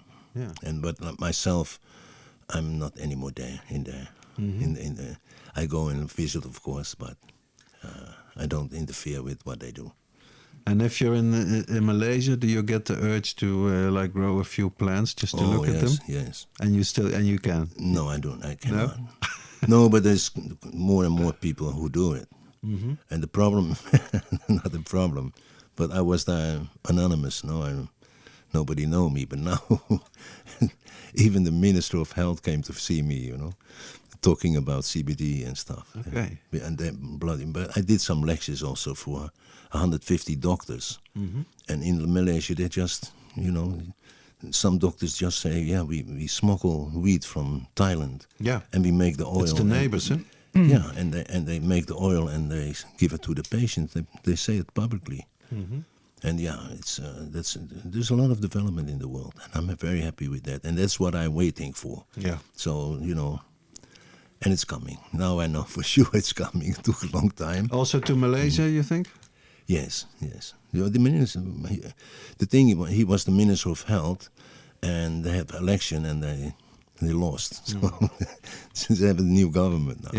Yeah. So otherwise, the CBD was already in the pipeline to be legal this year. There. Yeah, it's sort of similar maybe to Thailand now with the new government. They have to yet form, but it doesn't look that great, and you get the strange situation that it was like the military who pushed legalization, and now it's progressive parties who want to roll it back. Yeah. So they do it their own way in Thailand. Yeah, but if you walk, I was there, and when you go around, there's many coffee shops. Yeah, they can't really roll it back. A lot of people smoking joints, and on the beach, everywhere, So it's totally. And is there like a Sensi Thailand coming? No, I don't think so. No. No. Alan, my son, lived there 17 years, and he also don't want to. It's the red race, the gold rush, what they got, and that is there are going to be a lot of victims. So that's why I said to people, hey, take it easy. There's even some Dutch people, a few of them, not one, but I know. And I don't know them, but I hear, and they also started there. Well, yep, and also trying in the Czech Republic. But hey, these are green rush times. Finally, yeah. Well, the guys who did it in Spain before, they did well, no? Yeah, certainly. So, well, I think it's time to wrap up. We have come to the end of episode 77 already of the High Tea podcast. Ben, thank you so much for coming over to the High Tea podcast studio. Nice. And sharing your stories, your wisdom, and everything. Yep, you've always been a great inspiration to me, and I think I'm certainly not the only one out there.